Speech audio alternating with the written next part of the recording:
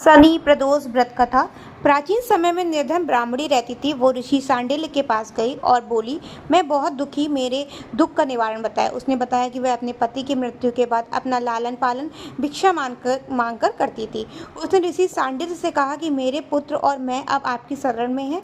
मेरे बड़े बेटे का नाम राजपुत्र और छोटे बेटे का नाम सूची व्रत है।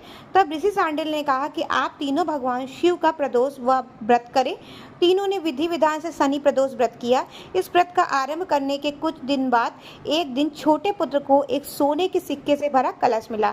माँ ने उसे भगवान शिव की महिमा समझकर रख लिया। इसके बाद दोनों नगर को गए। रास्ते में उन्हें गंधर्व कन्याएं मिली, जबकि कुछ दिनों के बाद बड़े पुत्र राजपूत की मुलाकात के गंधर्व कन्या से हुई थी। वे दोनों एक दूसरे पर मोहित हो गए। कन्या ने बताया कि वह विद्रविक नाम के गंधर्व की पुत्री है और उसका नाम अंशुमति है। दोनों एक दूसरे को चाहने लगे। दोनों ने एक दूसरे को मन की बात बताई।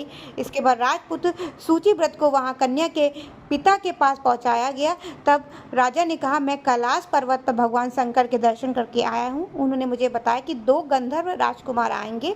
वे मेरे परम भक्त हैं और गंधर्व राज से विहीन कर दिए गए थे। इसके बाद अंशुमति के पिता ने दोनों राजकुमार को सिंहासन वापस दिला दिया।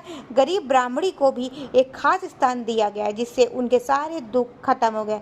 राजपाट वापस मिलने के कारण प्रदोष व्रत था, जिससे उन्हें संपत्ति मिली और जीवन में खुशहाली आई। बोलो शिवजी महाराज की जय।